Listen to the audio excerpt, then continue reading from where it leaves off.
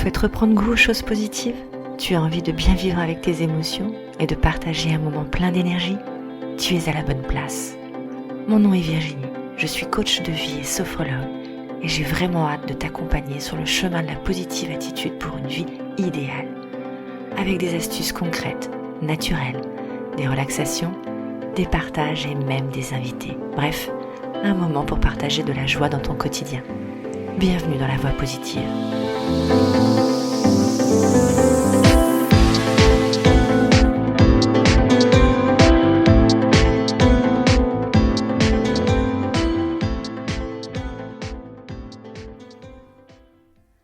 Bonjour cher auditeur, je te souhaite la bienvenue dans la voie positive. Avant de commencer ce nouvel épisode, je tenais particulièrement à te remercier pour les retours que tu as pu me faire, pu m'envoyer, me transmettre. Et je tenais à les partager, donc je tenais à remercier Valérie, Stéphanie, Agnès, Isabelle, ma capitaine Anne et toutes les autres que je n'ai pas pu citer encore. Je vous lis les commentaires. Tellement apaisant, je kiffe, c'est plein d'émotions qui résonnent, tellement authentique, plein de vérité. Je suis détendue et relâchée. J'ai décidé d'être comme Pascal, j'ai choisi d'être de bonne humeur et je m'habille pour me sentir belle. Tous ces commentaires me donnent une telle énergie pour pouvoir continuer, je te remercie infiniment. Alors passons à notre sujet du jour. Elle est la première action de notre vie et la dernière qui s'exprime en nous. Elle est la fonction automatique, la respiration. La respiration est tellement naturelle qu'on n'y prête parfois plus attention. Et pourtant, elle nous permet de vivre, elle est essentielle. Comprendre ta respiration, ce qu'elle t'apporte et comment en faire un allié naturel et puissant, je suis ravie de pouvoir t'en parler dans cet épisode. En commençant à étudier la sophrologie, j'ai voulu comprendre un peu plus précisément le fonctionnement de la respiration. Et surtout sans passer par un bac scientifique. Je me suis prise du sujet, j'ai étudié beaucoup de documents, des vidéos, un sujet vraiment passionnant, vraiment. Et pour le comprendre encore mieux, j'ai eu besoin d'expérimenter les exercices proposés, pour ressentir les bienfaits et surtout après pouvoir te les transmettre à mon tour. Cette respiration, on peut l'appeler aussi prana, chi, mana, le souffle. La respiration se décline sous différents noms et également sous différentes formes. Respiration dite aquatique, avec les branchies, végétale, la respiration des plantes, cutanée, aérienne, pulmonaire. Bref, il en existe autant qu'il y a d'espèces et d'environnements sur Terre. Alors sans rentrer dans un discours scientifique, l'air que tu respires par le nez, ou la bouche parfois, vient nourrir chacune des cellules de ton corps. Ça lui permet de lui apporter les éléments vitaux indispensables et ça permet également de nettoyer le corps des éléments toxiques accumulés. Ces éléments toxiques qu'on peut ingérer par la nourriture, qu'on peut vivre dans le quotidien avec nos émotions, tous ces éléments toxiques doivent être nettoyés. Une des pratiques, c'est la respiration. Alors pour un adulte en position normale, sans stress, assis, tu respires en moyenne 12 à 16 fois par minute. Moins de 12, tu es très détendu. Et plus de 20, il convient d'être vigilant et de peut-être prendre rendez-vous avec ton médecin. Ce qui équivaut environ à 7 à 10 litres d'air par jour. Je ne sais pas si tu te rends compte. En sophrologie, on utilise la respiration, particulièrement en première partie de séance. Alors tu vas voir qu'il n'y a rien de sectaire et que du concret.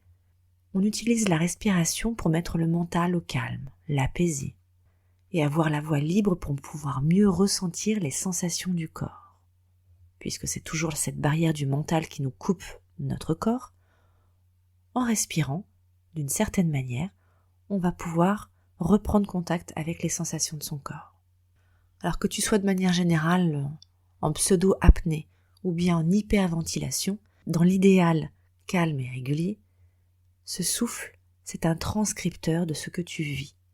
On nous matraque souvent sur notre alimentation. Fais attention à ce que tu manges. On nous demande d'avoir une activité physique. Bon, évidemment, tout ça a son sens. Et c'est nécessaire. Mais est-ce qu'on te parle de respiration, purement et simplement? Ben non, rarement. Et ça, c'est vraiment dommage. Si tu avais encore un doute sur l'importance de la respiration, ben je te propose de retenir ça. 3 semaines sans alimentation. 3 jours sans eau. Moins de 3 minutes sans respiration. Si avec ça, t'es pas convaincu que la respiration est plus que vitale, lorsqu'un enfant vient au monde, la première chose vitale que le corps met en place, c'est bien ça, la respiration. On attend son premier souffle. Elle fait donc partie de cette énergie vitale qui circule en nous.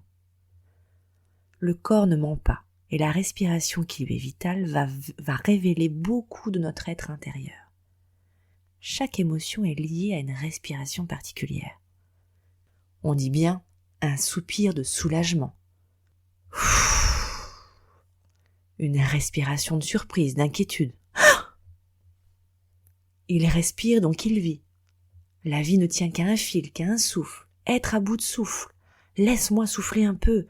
Tu m'as coupé le souffle. Bref, des tas d'expressions peuvent correspondre à cette énergie vitale.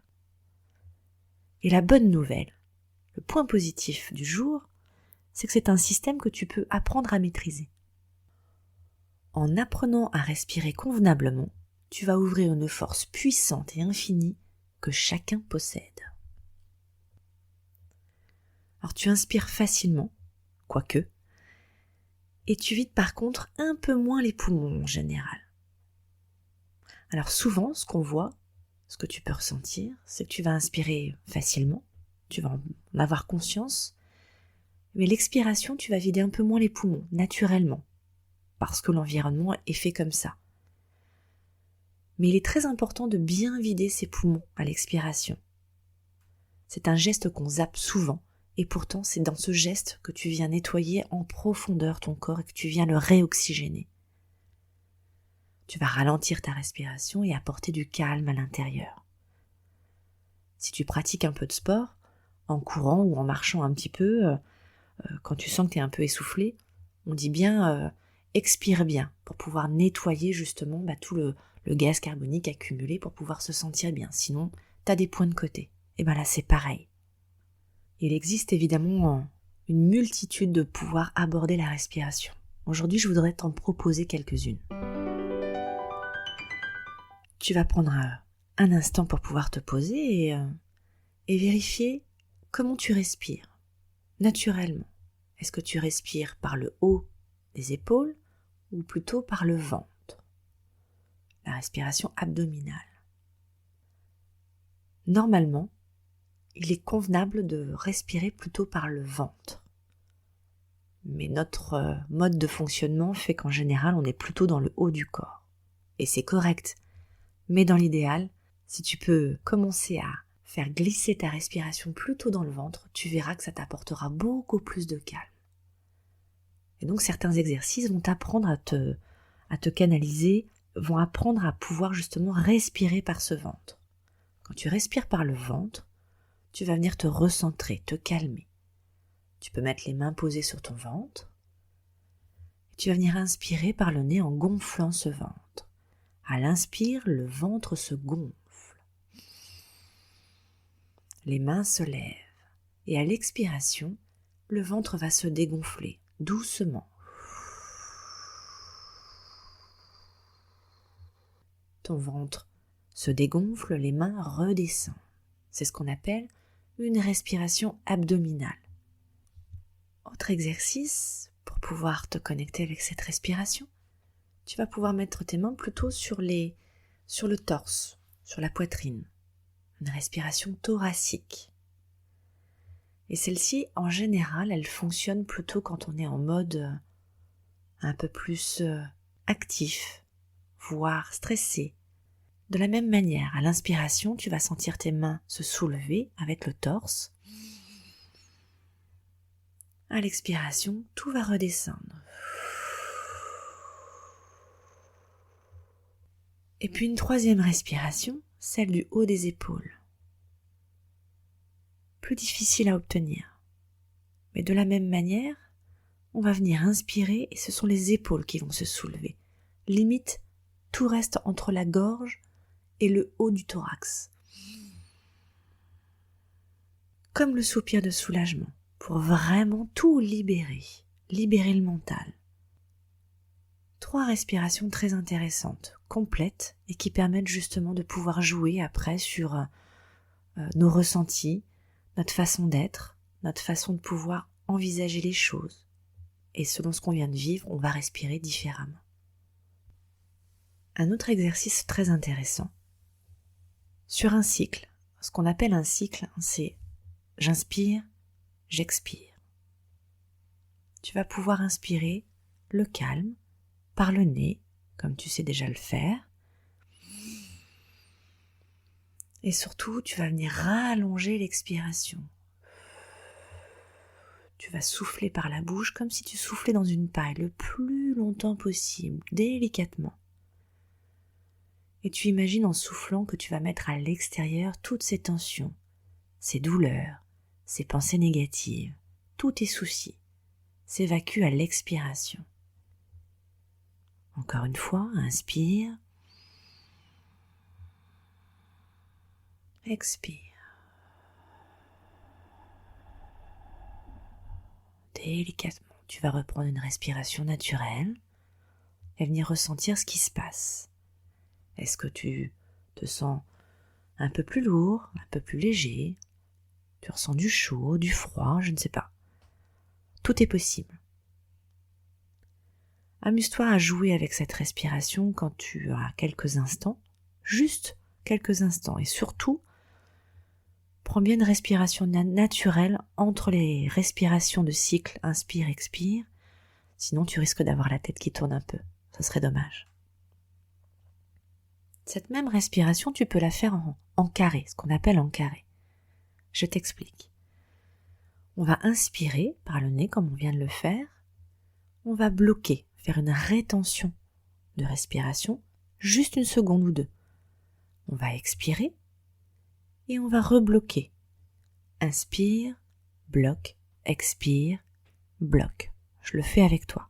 Inspire, bloque, 2, 3, expire, 2, 3, bloque, 2, 3, inspire, 2, 3 et bloque, 2, 3, expire, 2, 3 et bloque, 2, 3.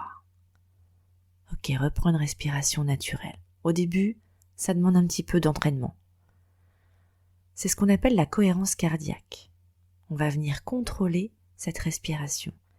Et ce qui est intéressant dans cette respiration en carré, c'est justement ces rétentions d'air contrôlées.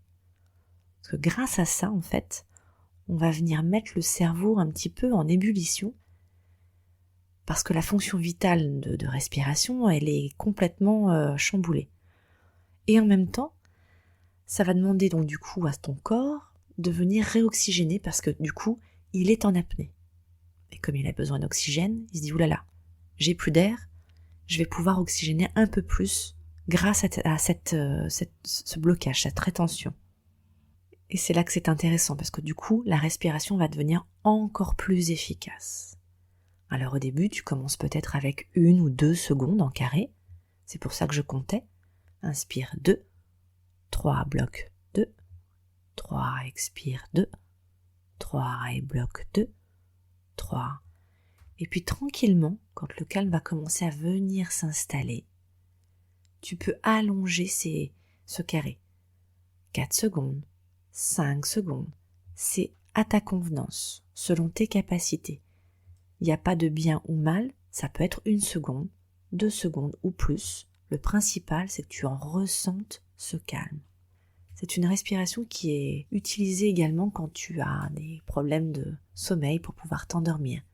Ça calme énormément. Je te le conseille également peut-être avant un événement, une prise de parole en public, un examen ou quelque chose d'un petit peu stressant, un examen médical ou tout simplement pour se sentir bien à l'intérieur de soi. Alors voilà les supports que je voulais te proposer dans un premier temps. Le premier, si les exercices proposés juste avant t'ont plu, je te propose de te les envoyer dans un document qui te permettra d'avoir le récap et même peut-être d'autres exercices. Pour cela, contacte-moi par mail à lvi@gmail.com et je me ferai une joie de t'envoyer ce support. Ou bien sinon par le biais du groupe Facebook dédié à la voix positive. Et pour cela, il te suffit de t'abonner au groupe. Tu trouves le lien dans le descriptif. Deuxième support, il y a une séquence dans l'émission avec Michel Simès et Adriana Carambeu où on montre les effets de l'apnée et les possibilités rapides d'action dans cette technique, où on voit justement que le rythme cardiaque descend tout de suite quand on est hyper stressé. Ça montre particulièrement que cette respiration, elle nous aide à gérer le stress. Elle est comparée d'ailleurs à la méditation. Je t'invite vraiment à regarder cette séquence. Très très intéressante et elle est très parlante. Je te mets le lien également dans le descriptif. Je t'invite à la regarder si ça t'intéresse. Et puis un autre support que je trouve très intéressant, c'est le livre de Nicole Bordelot. Comment mieux respirer et Respire. 2 ouvrages vraiment très très intéressants si le sujet de la respiration t'intéresse particulièrement. Et évidemment, je reste à ta disposition si tu as des questions là-dessus. Alors j'espère que tu auras passé un bon moment. Si la thématique t'intéresse, fais-moi signe. On pourra revenir dessus, tellement il y a de choses à dire. Rappelle-toi de bien respirer et surtout d'expirer convenablement et à ton rythme. Respire.